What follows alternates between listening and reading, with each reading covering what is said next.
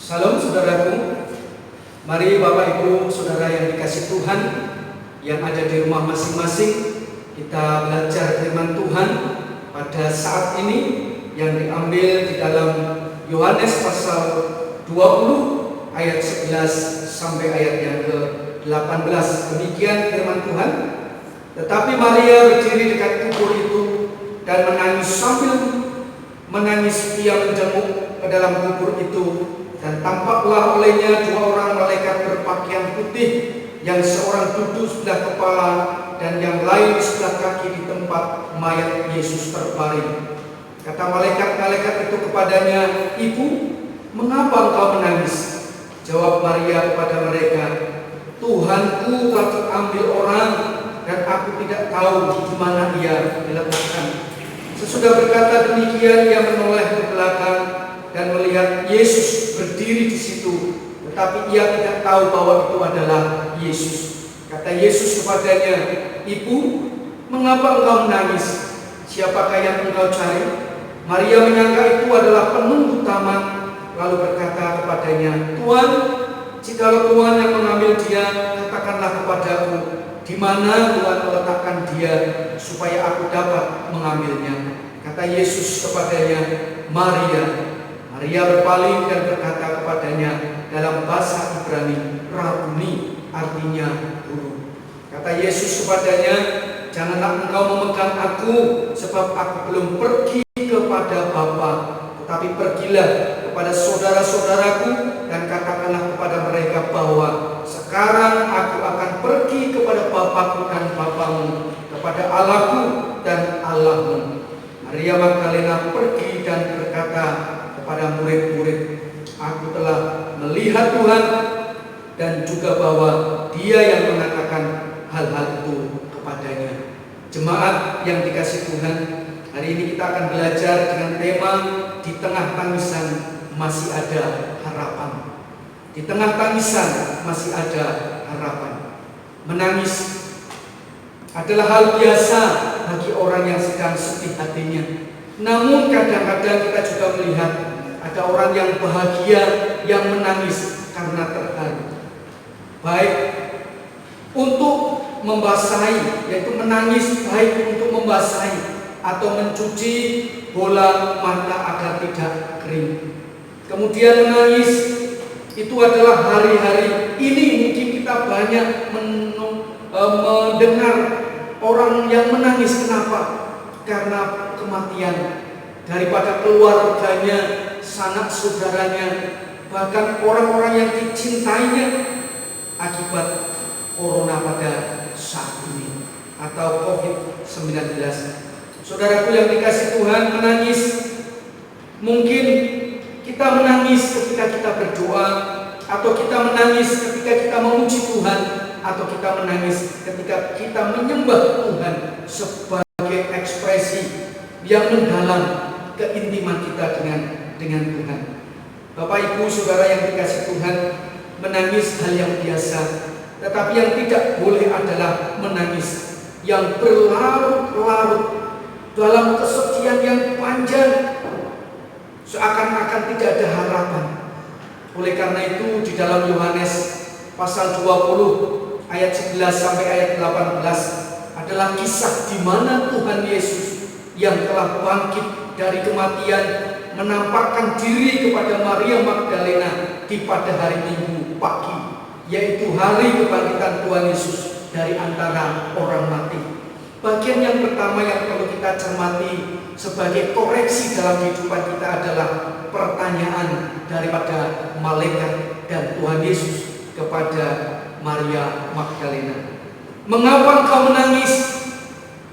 Maria Magdalena adalah Maria yang dari Magdala, di mana Maria ini adalah seorang yang dipulihkan Tuhan Yesus dari kerasukan 7 roh jahat, ditulis dalam Lukas 8 ayat 2. Maria adalah pribadi yang setia dalam pelayanannya. Kita tahu bahwa Maria sampai akhir di mana Tuhan Yesus disalib, Maria terus ada di dekat Tuhan Yesus. Ia dan kemungkinan juga para murid yang lain menangis sedih hatinya. Mengapa? Karena di ditinggalkan gurunya, ditinggalkan orang yang dikasihinya. Maria menangis pada saat itu, pada pagi hari di minggu itu. Kenapa? Dia dikubur Tuhan Yesus dan tidak menemukan Tuhan Yesus di sana. Ia menangis, menangis dan menangis. Bapak Ibu Saudara yang dikasihi Tuhan, lalu pertanyaan yang disampaikan malaikat kepada Maria, mengapa engkau menangis, Ibu? Pertanyaan ini diulangi lagi oleh Tuhan Yesus. Ibu, mengapa engkau menangis? Bapak Ibu Saudara yang dikasihi Tuhan, tentu Maria menangis karena merasakan kesedihan yang sangat-sangat dalam sekali. Maria tidak dapat melihat Yesus yang sudah bangkit. Kenapa? Karena secara kasat mata melihat Yesus yang ada di dekatnya, tetapi karena dalam tangisan yang berkepanjangan, kesedihan yang seakan-akan tidak harapan, menutup mata rohaninya, menutup mata hatinya. Dia sebetulnya ada bersama Yesus, tetapi Yesus tidak kelihatan oleh dia. Kenapa? Karena kesedihan yang sangat dalam yang dirasakannya. Kesedihan yang berlarut-larut membuat mata rohaninya tidak melihat siapa itu Tuhan Yesus. Tetapi puji syukur ketika Tuhan Yesus berkata, Maria, Maria teringat itu suara yang tidak asing lagi. Lalu spontan yang dilakukan oleh Maria adalah ia berkata dalam bahasa Ibrani, Rabuni, yang artinya adalah guru. Ibu bapak saudara yang dikasihi Tuhan, apa yang dapat kita tarik sebuah aplikasi penerapan dalam hidup kita? Yang pertama adalah Yesus sesungguhnya peduli segala pergumulan kita. Yesus tahu dan Tuhan itu tidak meninggalkan setiap pergumulan kita. Ia peduli dan dia menjawab setiap pergumulan kita. Kemudian yang berikutnya, menangis itu tidak salah. Sekali lagi, menangis itu tidak berdosa. Mungkin bisa dikatakan itu. Tetapi yang tidak boleh dilakukan adalah menangis dalam berkepanjangan tanpa harapan, kesedihan, sehingga kesedihan ini membuat mata rohani kita seakan-akan iman kita pupus, tidak ada harapan. Karena apa? Kesedihan yang mendalam. Bapak Ibu Saudara yang dikasihi Tuhan, kita tahu bahwa Tuhan adalah yang memberi jalan keluar atas setiap pergumulan kita.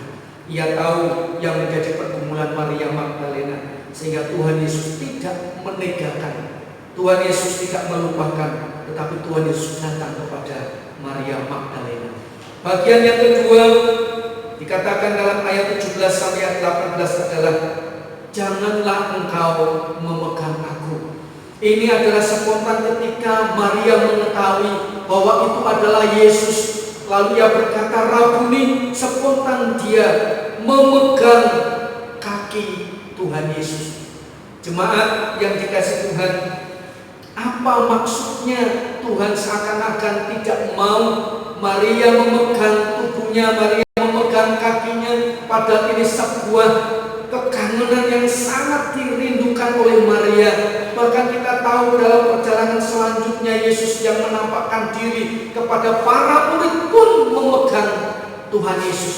Tetapi mengapa saat itu seakan-akan Tuhan melarang Maria, jangan pegang aku? Menarik Ibu Bapak, karena kata memegang dari kata mau yang artinya engkau terus memegang atau engkau menahan atau merintangi aku. Ternyata kata jangan memegang aku yang dimaksud Tuhan Yesus adalah, Maria, jangan engkau merintangi aku. Maria, jangan engkau menghalangi aku, karena ada sesuatu tugas yang harus aku kerjakan yang lebih penting lagi. Bapak Ibu Saudara yang dikasihi Tuhan, bagaimana dengan kita?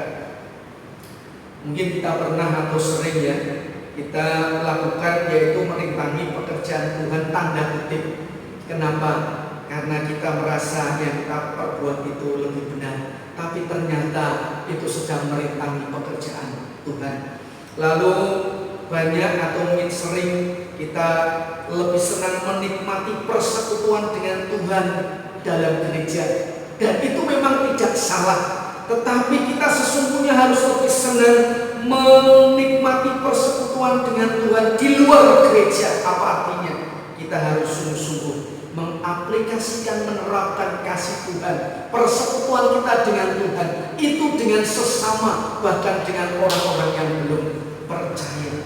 Ibu bapak saudara yang dikasih Tuhan, setelah Tuhan Yesus melarang jangan pegang aku karena aku akan menghadapkan, aku belum pergi ke Bapakku, lalu dia berkata, pergilah, katakanlah kepada saudara-saudaraku bahwa aku telah bangkit dan mereka harus menemui aku di Galilea. Apa artinya?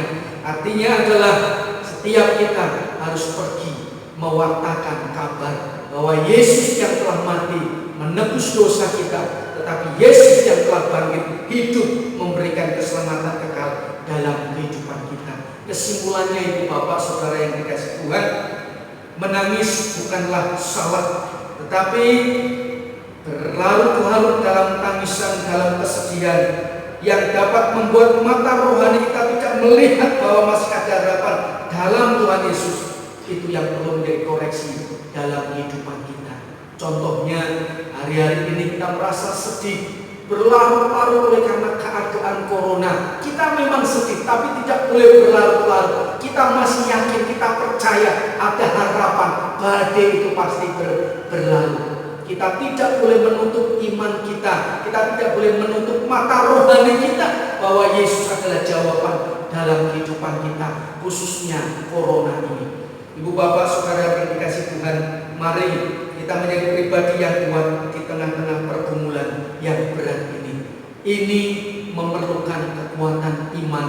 Ini memerlukan kekuatan iman di tengah-tengah pergumulan corona yang berat ini. Kita diajak untuk semakin dekat dengan Tuhan. Meskipun kita tidak bisa beribadah bersama-sama dalam gereja, tapi kita tetap terus melakukannya di tengah-tengah keluarga kita masing-masing. Ibu bapak saudara yang dikasih Tuhan, jangan pernah kita menghalangi pekerjaan Tuhan dengan dalih yang kulakukan itu sudah benar. Sekali lagi, kalau Tuhan memberikan perintah kita pergi, artinya apa? Kita harus pergi. Kita bersekutu bersama-sama, menikmati kebersamaan dengan saudara seiman. Setelah itu kita pergi keluar dan kita mewartakan bahwa Yesus yang telah bangkit hidup memberikan keselamatan kekal dalam kehidupan kita. Terima kasih kiranya kebenaran firman Tuhan ini menguatkan iman percaya kita dan tetap kita semangat. Kita percaya di tengah tangisan masih ada harapan di dalam nama Tuhan Yesus Kristus. Tuhan Yesus